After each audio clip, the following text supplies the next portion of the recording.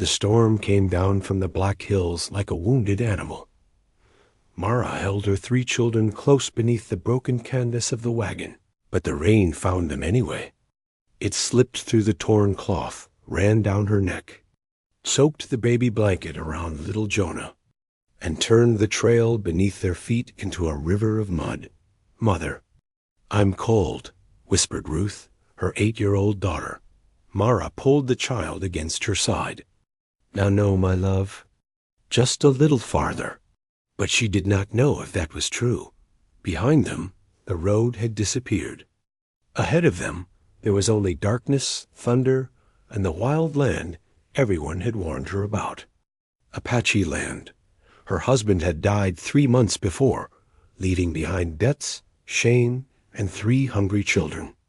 The men in town had looked at her with pity first, then with hunger. When one of them offered protection in exchange for her obedience, Mara packed what little she owned and left before sunrise. Now the wagon wheel was broken.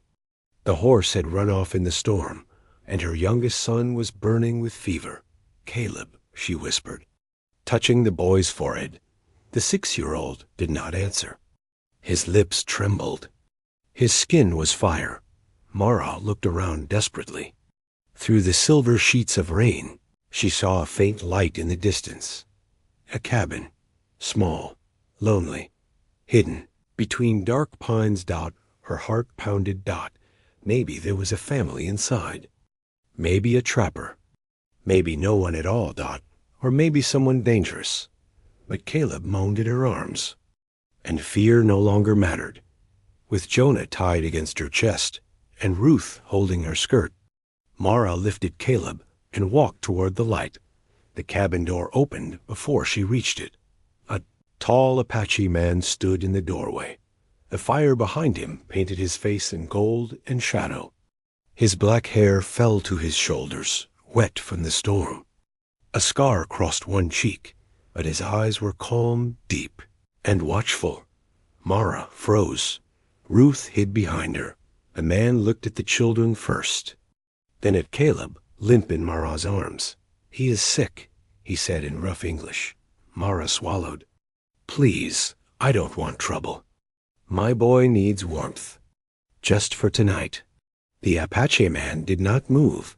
For one terrible moment, Mara thought he would close the door. Then he stepped aside. Bring him in. Inside, the cabin smelled of cedar smoke, leather, and dried herbs. It was poor, but clean. A rifle leaned near the wall. A woven blanket lay beside the fire. Mara placed Caleb on it with shaking hands. The man knelt, touched the boy's forehead, then stood and took a bundle of herbs from a shelf. "What is your name?" he asked. "Mara." "And the children?" "Ruth, Caleb, Jonah." He nodded. "I am Tahu." Mara watched as he crushed leaves into a cup and poured hot water over them. "Drink," he said. Handing it to her first. She hesitated. Tahu understood. He took the cup back, drank a mouthful himself, then offered it again. Shame burned Mara's face. "I'm sorry," she whispered. "You are a mother," he said simply. A mother must be careful. Those words broke something inside her. No one had understood that. Not in town. Not on the road. Not since her husband died. She helped Caleb drink. Tahu covered the boy with another blanket, then gave Ruth dry cloth and placed more wood on the fire. The storm raged outside, but inside the cabin, warmth slowly returned to Mara's bones. Hours passed. Caleb's breathing softened. Ruth fell asleep beside him. Baby Jonah stopped crying and curled against his mother's chest. Mara sat near the fire, unable to close her eyes. Tahu sat across from her, sharpening a knife slowly, not threateningly, as if silence was an old friend. "Why do you live alone?" Mara asked before she could stop herself. His hand paused. "My wife died," he said. Mara lowered her eyes. "I'm sorry. She died in winter. Fever took her before sunrise." The room became very still. My husband died too, Mara said quietly. But grief was not the only thing he left behind. Tahu looked at her, but did not ask. That mercy touched her more than questions would have. Outside. Thunder rolled over the hills. Then, from far away, came another sound. HOOFB, ATS.TAHU, stood at once. Mara's blood turned cold. He moved to the window and looked through the rain. Men, he said. Mara rose, clutching Jonah. How many? 4. Her breath caught. She knew who they were before she saw them. The men from town. They had followed her. THU reached for his rifle. Mara stepped back, terrified. Please, I don't want bloodshed. Tahu looked at Caleb asleep by the fire. Then at Ruth. Then at Mara. His voice was low. Then they should not come hunting a mother and her children in a storm. A fist struck the cabin door. Mara. A man shouted outside. We know you're in there. Ruth woke with a gasp. Mara's heart hammered. The door shook again. TAHU stepped in front of her children. Not as a stranger. Not as an enemy. As a shield. And for the first time since her husband's death, Mara felt something she had almost forgotten. Safe. The pounding on the cabin door grew louder. Mara! A voice shouted. Come out now. Ruth clung to her mother's arm. Caleb had awakened, but was still weak from the fever. Jonah began to cry. TAH calmly opened the rifle and checked the ammunition.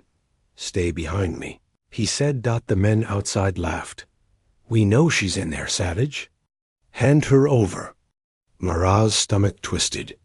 The voice belonged to Gideon Pike, a wealthy rancher from town. After her husband's death, he had tried to force her into marriage. When she refused, his kindness vanished. TAH, you opened the door just enough to step outside. Rain immediately drenched him. The 4 horsemen stared at him from the darkness. We're taking the widow, Gideon said. This doesn't concern you. Tahu's expression never changed. She does not wish to go.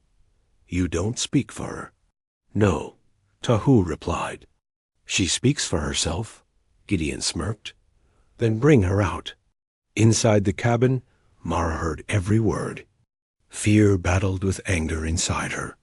For months she had run, hidden, and obeyed fear. No more. She stepped to the doorway. I'm not going with you. Gideon's smile vanished.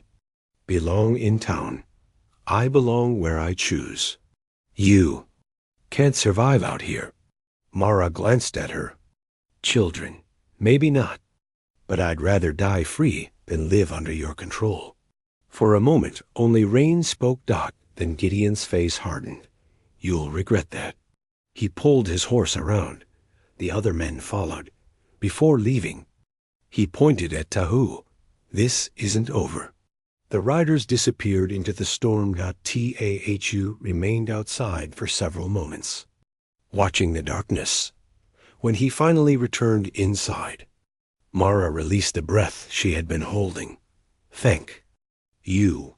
You were brave, he answered. Double quotes. No, I was terrified. He almost smiled. Bravery and fear often walk together. The storm passed before dawn. Golden sunlight filled the valley, revealing pine forests, distant mountains, and a small stream behind the cabin. For the first time in weeks, Mara saw beauty instead of danger. Caleb's fever had broken. The boy even managed a weak smile. Tahu spent the morning repairing the wagon wheel, while Mara prepared breakfast from the little food she had left. The children quickly became fascinated by him. Ruth followed him everywhere. How did you get that scar? A bear. Really? No, he said seriously. A squirrel. The girl burst into laughter. Even Mara found herself smiling. Later, while the children played near the stream, Mara watched Tahu splitting wood. He moved with quiet strength, never wasting energy. There was sadness in him. She realized the same sadness she carried. You miss her, Mara said softly. Tahu stopped. My wife, he nodded. Every day. Mara looked toward the mountains. I still talk to my husband sometimes. Do you love him? The question surprised her. After a long silence, she answered honestly. I loved the man he used to be. Tahu understood without asking more. That evening they shared a simple meal. For the first time in months, Mara's children laughed around a table. For the first time in years, Tahu's cabin felt alive. But neither of them noticed a pair of eyes watching from the trees. One of Gideon's men had returned, and he was not alone far beyond the forest. Gideon Pike was gathering more riders. If he could not force Mara to return willingly, he would take her by force. And this time, he intended to bring enough men to crush anyone who stood in his way, including the Apache, who had dared protect her. The following days passed more peacefully than Mara thought possible. Tahu repaired the wagon completely. But somehow neither of them seemed eager to talk about leaving. The children certainly were not. Ruth followed Tahu through the forest, learning the names of plants and animals. Caleb, now healthy again, spent his days carving small wooden figures beside the Apache warrior. Even little Jonah smiled whenever Tahu entered the cabin. One afternoon, Mara stood beside the stream washing clothes while watching the children play. For months, she had lived with constant fear. Now, for the first time, she felt something different. Hope. The realization frightened her. Because hope could be lost, and because it was becoming attached to a man she barely knew. That evening Tahu returned from hunting with 2 rabbits, but his expression was serious. What happened? Mara asked. I found tracks. Her heart sank. Gideon's men? Tahu nodded. 4 riders. Maybe 5. The warmth inside the cabin suddenly faded. We should leave. Tahu looked at her. They are searching for you. Then I cannot bring danger to your home. For a long moment neither spoke. Finally, Tahu said quietly, this became your home the day you entered that door. The words struck Mara harder than she expected. She lowered her eyes before he could see the emotion there. That night she could not sleep. Neither could Tahu. Outside, moonlight covered the valley in silver. Mara stepped outside and found him sitting near the fire. Pit. He looked up when she approached. You should rest. So should you. Hey. Faint smile crossed his face. She sat beside him. For several minutes, they simply listened to the forest. Then Mara asked the question she had been carrying for days. Why did you help us? Tahu stared into the fire. My wife and I had a son. Mara froze. I didn't know. He died when he was 4. Pain crossed his face. The fever came during winter. There was no medicine. Mara suddenly understood the sadness she had always seen in his eyes. When I saw your children, he continued softly, I remember him. For a moment neither spoke. Then Mara reached for his hand. Without thinking, without planning, their fingers touched. Neither pulled away. Silence between them changed. Not uncomfortable.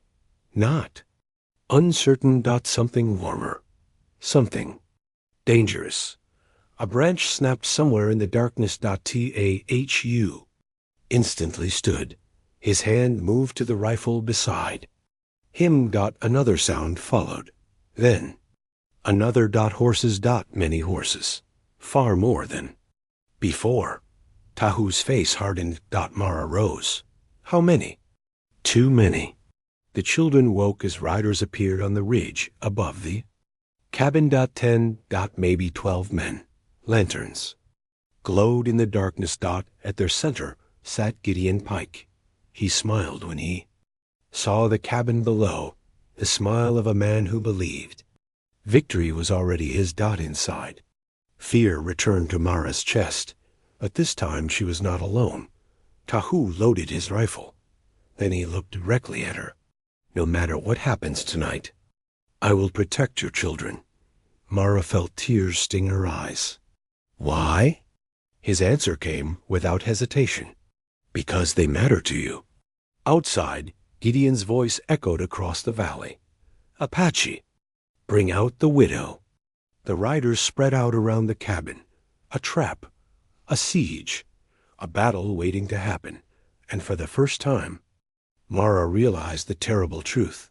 The feelings growing between her and Tahu had become strong enough to hurt because if Gideon attacked, she might lose him, and she was no longer sure she could survive. Losing another person she loved. Riders surrounded the cabin before dawn. Lantern. Light flickered among the trees, while horses snorted in the cold air. Inside, the children sat close together. Ruth was trying to be brave. Caleb was trying not to cry. Little Jonah slept against Mara's shoulder. Unaware of the danger surrounding them, Tah checked the windows one last time. There were too many men for a direct fight. He knew it. Mara knew it too. What are we going to do? She whispered. Thu pointed toward the mountains behind the cabin. There is a narrow canyon. If we reach it, they cannot surround us. And you? I will come with you. Before Mara could answer, a gunshot shattered the morning silence. The cabin wall exploded with splinters. The children screamed. Time to go. Gideon shouted outside. You have 1 minute. Tahu grabbed a hidden bundle from beneath the floorboards. Inside were dried food, ammunition, and blankets. He had prepared for emergencies long before Mara arrived. The sight made her realize something.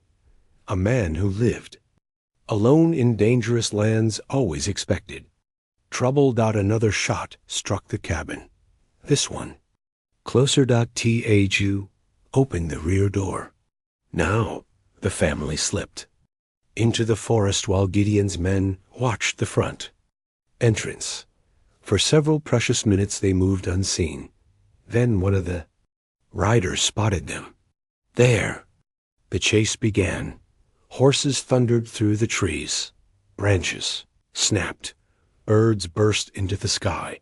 Mara ran as fast as she could, clutching Jonah while Ruth held Caleb's hand. Tahu stayed behind them, watching every direction. A bullet struck a tree.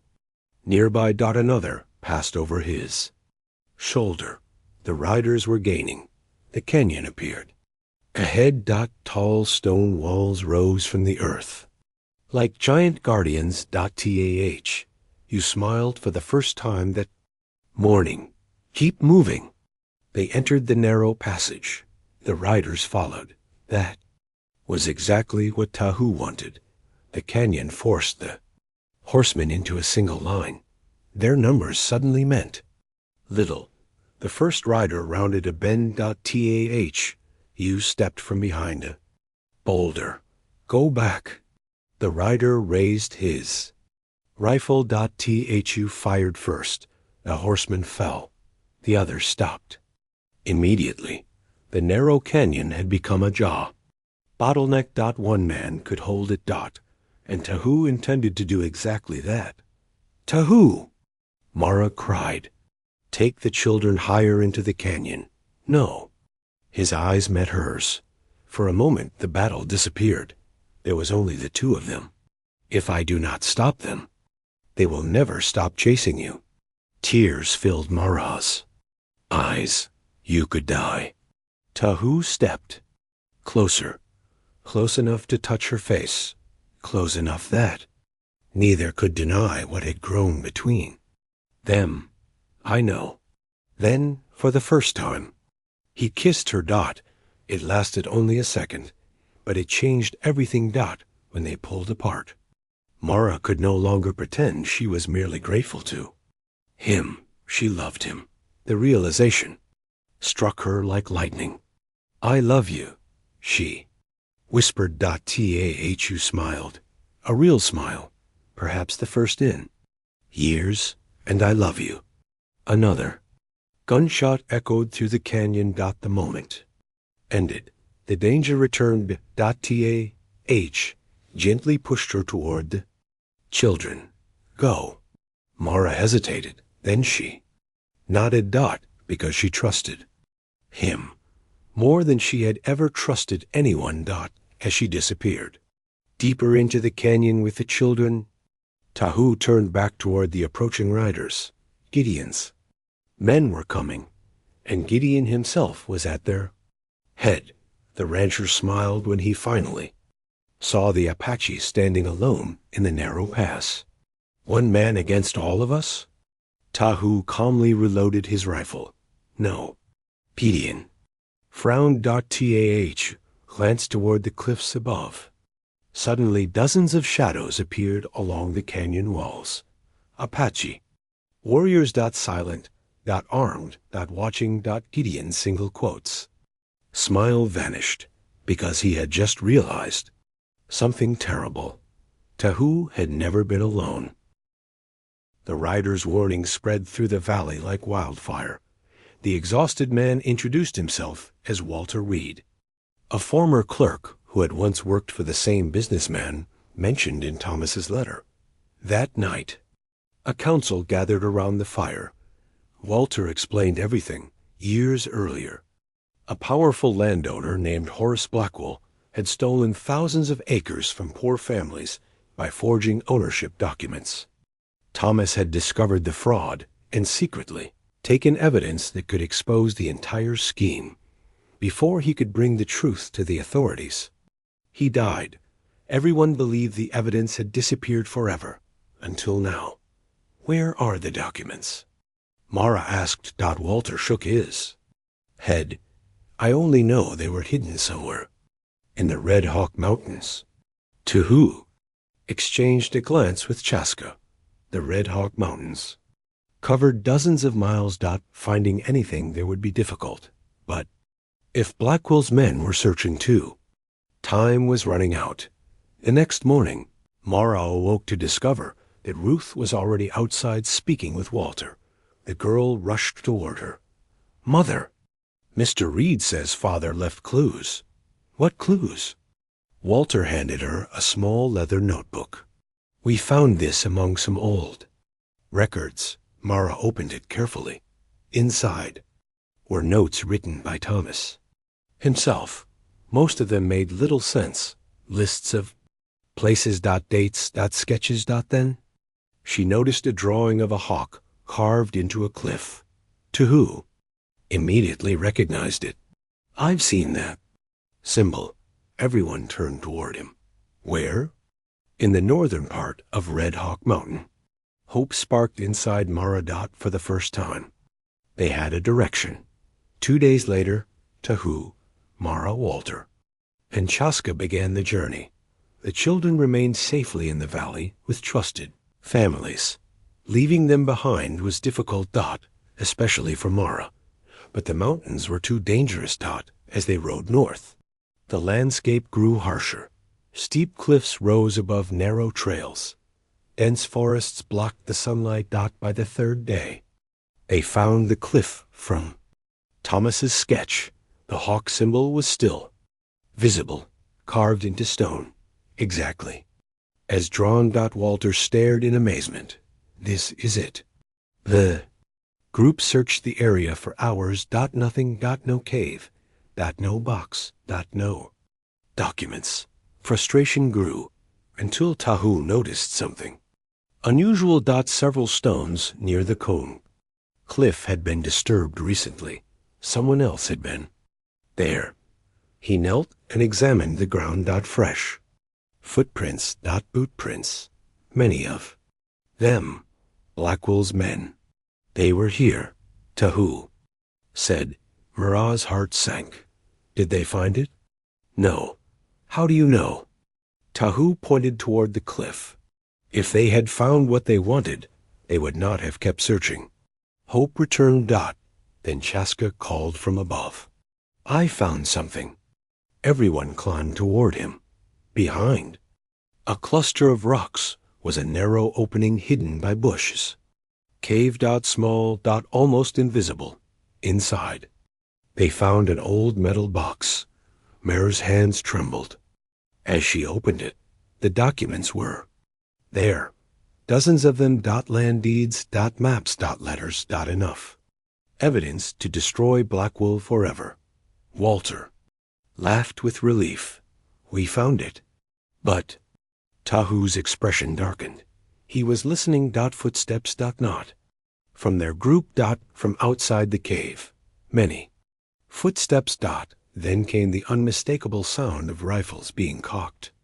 Voice echoed from the entrance. Thank you for finding the documents for us. The group turned. 6 armed men blocked the only exit. And standing in front of them was Horace Blackwell himself. Smiling. For a moment, nobody moved. The cave suddenly felt much smaller. Blackwell stepped forward, his polished boots crunching against the stone floor. Unlike Gideon Pike, he did not look like a man ruled by anger. He looked far more dangerous. He looked patient. Clever. The kind of man who destroyed lives while keeping his hands clean. So, Blackwell said with a smile, Thomas's little secret finally resurfaced. Mara instinctively pulled the metal box closer. You stole those lands. Blackwell shrugged. The world belongs to those willing to take it. Walter's face turned red with anger. Families lost everything because of you. And yet here I stand, Blackwell replied calmly, while those families remain poor. The cruelty of his words echoed through the cave. Tahu quietly studied the armed men. 6 rifles, a narrow entrance, very little cover. Not good odds. Blackwell extended his hand. Give me the documents. No, Mara said immediately. The smile disappeared from his face. I was hoping you would be reasonable. Without warning, one of the gunmen grabbed Walter and slammed him against the wall. The older man cried out in pain. Ruthless efficiency. No wasted movement. These men had done this before. Blackwell looked directly at Mara. Last chance. She tightened her grip on the box. No. The loud crack echoed through the cave. One of the gunmen struck Walter with the butt of his rifle. Blood appeared on the man's forehead. Mara gasped.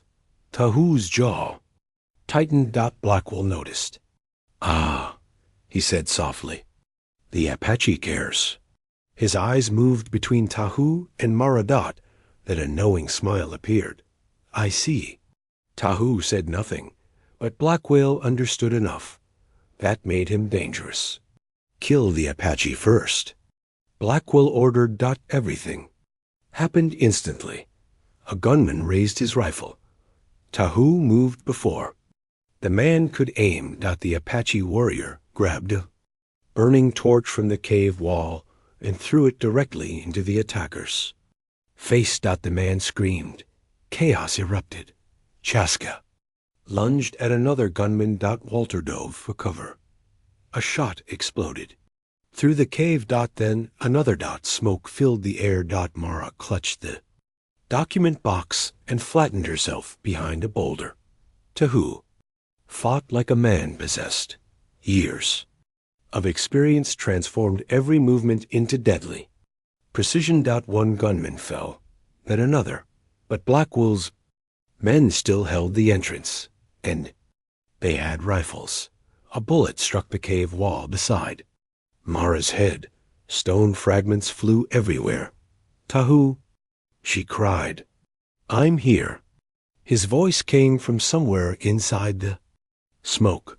Then Mara remembered something. The cave. Thomas had chosen it for a reason. Her eyes scanned the walls desperately. And suddenly she noticed moving air. A breeze, very faint, but definitely there. Another opening. There! She shouted. Tahu followed her gaze. A narrow crack in the rear wall, barely wide enough for a person. Go! He yelled. What about you? Go now. Blackwell heard them. Stop them. Gunfire erupted again. Chaska and Tahu held the attackers back while Mara squeezed through the narrow opening with a document box. Walter followed. The passage was tight and dark. At times they had to crawl. Behind them the battle continued. Gunshots. Shouting. Then silence. Terrible silence. Mara's heart nearly stopped. Tahu? No answer. Tahu? Still nothing. Tears filled her eyes. Had he fallen? Had she lost him? The passage suddenly opened onto a steep mountainside. Fresh air rushed into her lungs. Emerged behind her. Then Chaska, covered in dust, bleeding from one arm. But alive. Mara searched desperately. Tahu? A figure appeared in the darkness behind them, walking slowly. Alive. Tahu emerged from the passage carrying a rifle. Relief hit Mara so hard that her knees nearly gave way. Without thinking, she ran to him, wrapped her arms around him, and held him tightly. For a moment, he simply held her back, neither caring who was watching, neither caring about anything except the fact that they were both alive. But their victory was incomplete. Because when Tahu looked down the mountainside, his expression hardened. Blackwell and two surviving gunmen had escaped, and they were riding directly toward the valley, toward the children, toward Ruth, Caleb, and Jonah. The race to save them had begun. Fear hit Mara harder than any bullet. The children. Nothing else mattered. Blackwell was heading straight for the valley. Straight toward Ruth, Caleb, and Jonah. We have to go, Mara cried. Tahu was already moving. Within minutes, they were racing down the mountain trail, their horses pushed forward at full speed. The journey that had taken days now became a desperate race against time. As the sun began to set, dark clouds gathered overhead. A storm was coming. Mara barely noticed. Her thoughts remained fixed on her children. Every mile felt too long. Every minute felt dangerous. Meanwhile, in the valley, Ruth sensed something was wrong. The 14-year-old girl stood outside the cabin watching the distant hills. Old grandmother Nita noticed. What troubles you, child? I don't know. But she did know. She felt it. The same uneasy feeling her mother often described. The feeling that danger was near. A few hours later, hoofbeats echoed across the valley. 3 riders appeared. Blackwell and his men. Several villagers immediately recognized that they were strangers. The visitors smiled politely, but their eyes were cold. Good evening, Blackwell called. We are looking for friends. Grandmother Nita stepped forward. What friends? A widow named Mara. The old woman immediately understood, and she lied without hesitation. There is no such person here. Blackwell smiled. That's unfortunate. His eyes slowly moved across the valley. Then they landed on Ruth. The girl looked exactly like her mother. Close enough. Blackwell's smile widened before anyone could react. One of the gunmen grabbed Ruth and pulled her onto a horse. The girl screamed. The entire valley erupted. Villagers rushed forward. The gunmen fired warning shots. Chaos exploded. Within seconds, the riders were fleeing with Ruth. Caleb tried to chase them. Jonah burst into tears. Grandmother, Nita sent riders in every direction. By the time Tahu and Mara arrived, shortly after midnight, the entire valley was awake. The moment Mara saw Caleb crying, she knew something terrible had happened. "Where is Ruth?" Nobody answered immediately. That silence was enough. Mara's face turned white. "No, grandmother." Nita stepped forward. They took her. The world seemed to stop.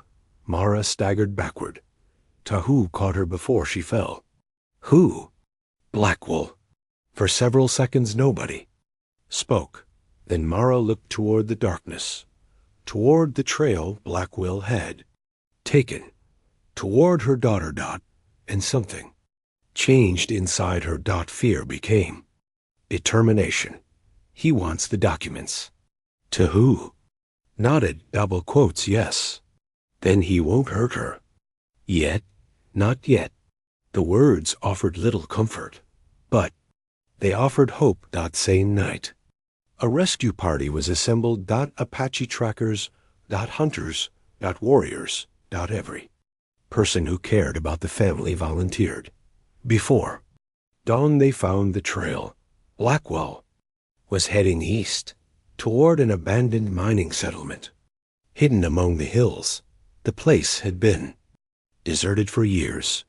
Few people knew it existed. It was the perfect place to hide a hostage.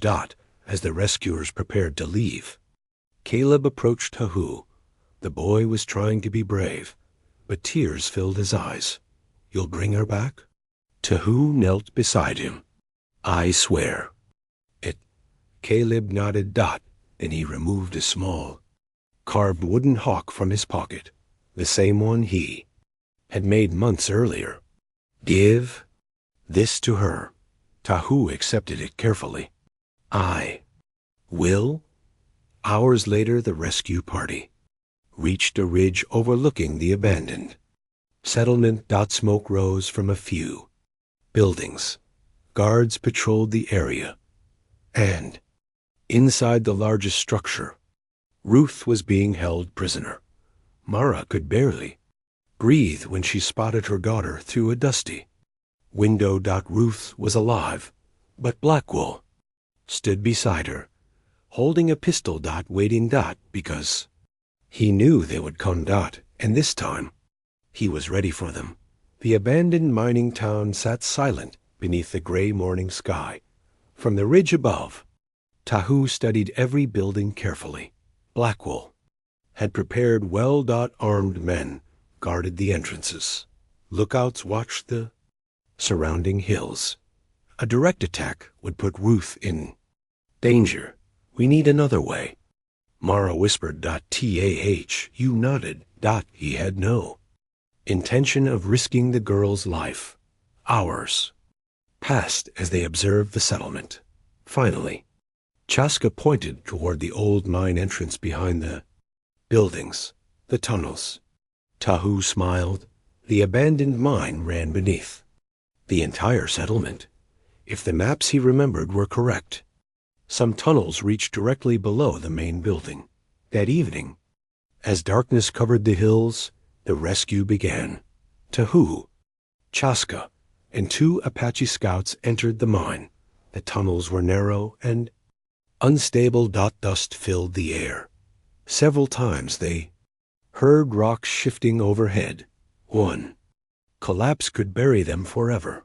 Yet they continued. Above them, Mara waited with the others. Every minute felt like an hour. Inside the settlement, Ruth sat tied to a chair. Blackwell paced the room. The documents still remained beyond his reach, and his patience was disappearing. "You know," he said, "your mother could save everyone a great deal of trouble." Ruth stared back defiantly. "You'll never get those papers." Blackwell laughed. "You sound just like her." Despite her fear, Ruth lifted her chin. "My mother isn't afraid of people like you." For a brief moment, Blackwell's smile faded. The girl's courage reminded him of someone. Thomas. The man who had refused to Obey. The man who had hidden the documents. The man Blackwell had never truly defeated. Meanwhile, beneath the building, Tahu located an old wooden ladder leading upward. A faint light filtered through the cracks above. He could hear voices. They were directly below Ruth's prison. Tahu carefully climbed the ladder. Slowly. Silently. One wrong sound could ruin everything. When he reached the top, he discovered a loose section of floorboards. Through the gap, he could see Ruth. And Blackwell. The man stood only a few feet away. Too close. Tahu waited. Patiently. For the right moment. Then fate provided one. A gunshot suddenly echoed from the far side of the settlement. Outside, Mara's group had created a diversion. Guards shouted. Men began running. Blackwell rushed to the window. What happened? What happened? At that exact moment, Tahu struck. The floorboards exploded. Upward. Blackwell spun around in shock. Too late. Tahu tackled him to the eye. Ground. The pistol fired. The bullet shattered a window. Ruth screamed. The two men crashed into a table. Blackwell fought desperately, but he was older. Slower. And far less experienced.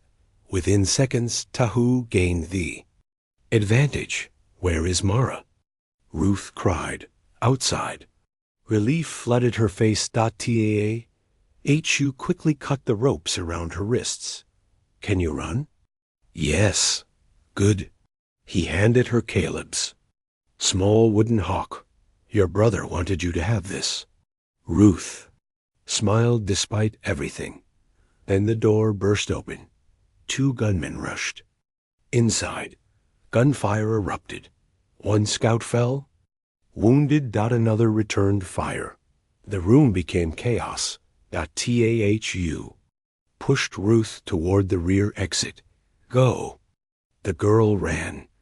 But Blackwell suddenly grabbed a fallen pistol. His face twisted with rage. Everything was slipping away. The documents. The hostage. His power. His future. He pointed the weapon directly at Ruth. And pulled the trigger. Shot echoed across the settlement. For one terrible second, nobody moved. Then Blackwell stared in disbelief. Blood spread across Tahu's shirt. The Apache had stepped between the bullet and the girl. Ruth screamed. Blackwell tried to fire again. A rifle shot rang out from outside. Blackwell stumbled backward and collapsed. Mara stood in the doorway, holding the smoking rifle. The battle was over, but as she rushed toward Tahu, fear, unlike anything she had ever known, gripped her heart, because the man she loved was falling to the ground. And this time, there was no guarantee he would rise again. Tahu! Mara's scream echoed through the settlement. She dropped to her knees beside him. Blood stained his shirt near his ribs. For a terrifying moment, all she could see was red. No, no. Tahu tried to speak, but could barely breathe. Ruth knelt beside them, crying openly. I'm sorry. You have nothing to be sorry for, Tahu managed to whisper. The Apache scouts quickly secured the building, while Chaska examined the wound. His face remained serious. Too serious. Mara noticed. Fear tightened around her heart. Tell me. Chaska looked at her. The bullet passed through. Mara waited. It missed the heart.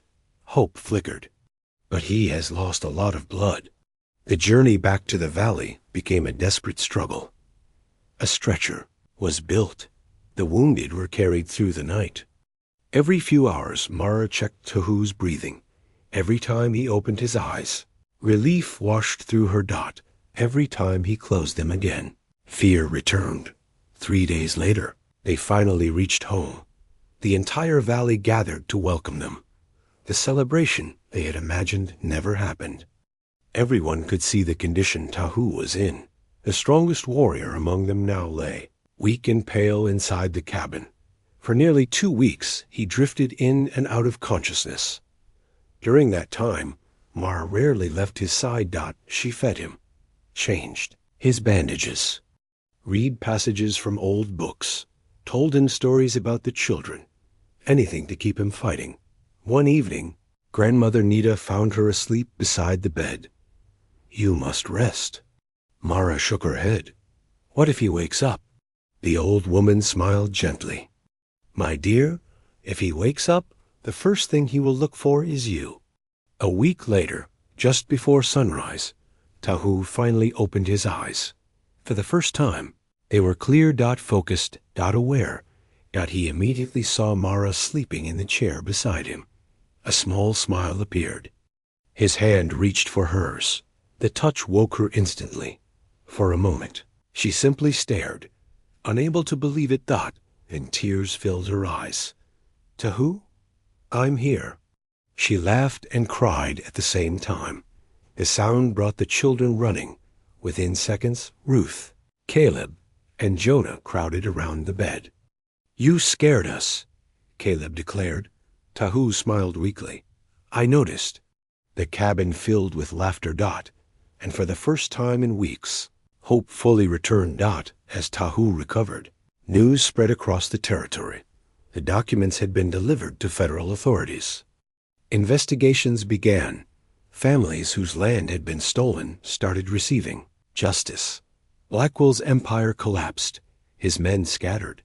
The threat was finally over. One evening, nearly 2 months after the rescue, Tahu stood outside watching the sunset. His strength had mostly returned. Mara joined him. For a while, they simply watched the valley. Peace. True peace. Something both had searched for most of their lives. "I almost lost you," Mara said quietly. You took her hand, but you didn't. She looked at him. "And I'm never letting you take a bullet for someone again." Tahu laughed. "I will do my best." "You'd better." For a moment, they stood together in silence. Then Tahu reached into his pocket. Mara immediately recognized the expression on his face. The same nervousness she had seen before. The same uncertainty. "Tahu," he smiled, "I had a plan for this." "What plan?" "Better one than getting shot." That made her laugh. Then he knelt. Slowly. Carefully. Holding a ring he had spent weeks making. "Mara." Before he could continue, Ruth shouted from the cabin window, "Say yes." Everyone burst into laughter. Caleb appeared beside her. Then Jonah. Then half the valley. Apparently, nobody had intended to give them privacy. Tahu sighed dramatically. Mara laughed so hard tears rolled down her cheeks. Then she looked at the man who had given her children's safety, who had given her heart a second chance, and who had taught her that love could still exist after loss. "Yes," she said. "Yes, Tahu." The valley erupted in cheers. And for the first time in many years, the future looked brighter than the past. But one final celebration still awaited them, their wedding day. A full year had passed since the day Mara knocked on Tahu's cabin door during the storm. The valley was no longer the lonely place it once had been. New cabins stood near the stream. Children's voices echoed through the trees. Families gathered around evening fires. What had once been a refuge had become a thriving community. And at the center of it all stood Mara and Tahu. The wedding was only 3 days away. Yet Tahu seemed strangely distracted. Mara noticed it immediately. "You've been disappearing every afternoon." Tahu looked guilty. "I have not." "You absolutely have." Even Ruth joined in. "He leaves after lunch every day." Caleb nodded. "And he comes back covered in sawdust." Tahu sighed. The entire family laughed, but he refused to explain. The mystery continued until the morning of the wedding. The ceremony itself was beautiful. Friends arrived from every direction. Apache warriors traveled for days to attend. Settler families came as well. Many of them had once feared one another. Now they celebrated together. It felt like a new beginning, not only for Mara and Tahu, but for everyone. As Mara walked toward the ceremony site beside her children, she felt overwhelmed. Not by fear, not by uncertainty, not by gratitude. 1 year earlier she had believed her. Life was finished. Now she was surrounded by people she loved, and waiting beneath a large cottonwood tree stood the man who had changed everything. The ceremony was simple. Honest, meaningful. When the vows were exchanged, there were tears everywhere. Especially for Ruth. Even Chaska pretended to wipe dust from his eyes. Nobody believed him. When the ceremony ended, applause and cheers filled the valley. But Tahu raised a hand. Before the celebration begins, I have something to show my wife. The crowd immediately became curious. Mara looked at him suspiciously. What have you done? Tahu smiled. Come with me. He led her along a trail near the stream. The children followed. Then everyone else followed as well. Soon half the valley was walking behind them. Finally, they reached a small hill overlooking the water. There, hidden among the trees, stood a beautiful new house. Not a cabin, a real home, large enough for a family. Built from cedar logs and stone. Mara stopped walking. For several seconds she could not speak. Tahu. He looked almost nervous. You said the children needed more room. Tears filled her eyes. You built this with help. Chaska immediately pointed at himself. A lot of help. The crowd laughed. Mara walked slowly toward the house. Every detail was perfect. A larger kitchen, separate rooms for the children. A porch overlooking the valley. Flower boxes beneath the windows. She turned back toward Tahu. There were tears running down her cheeks. You did all this for us? Tahu shook his head. No. He stepped closer. I did it for our family. The words struck her heart. Not our family. Not hers. Not his. Theirs. The children ran inside. Immediately. Ruth claimed a room. Caleb found a workshop corner. Jonah climbed onto a bed and declared it the greatest house in the world. The celebration continued late into the night. Music filled the valley. Stories were shared around great fires. People danced beneath the stars. Hours later, when most of the guests had gone to sleep, Mara and Tahu stood alone on the porch of their new home. The valley stretched before them. Peaceful. Safe. Beautiful. Mara rested her head on his shoulder.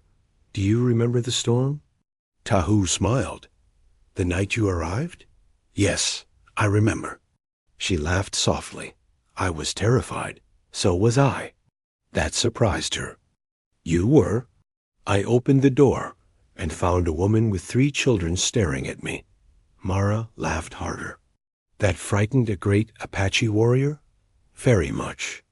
They stood together watching the stars. The same stars that had watched over every step of their journey. The losses. The battles. The sacrifices. The victories. Everything had led them here. Not to wealth, not to power, but to something far more valuable. A home filled with love, a family bound by choice, and a future neither had dared dream possible. As the lights from the celebration slowly faded below, Mara squeezed Tahu's hand. For the first time in many years, neither of them wished for a different past, because every hardship had led them to this moment, and every tomorrow would be faced together. Forever.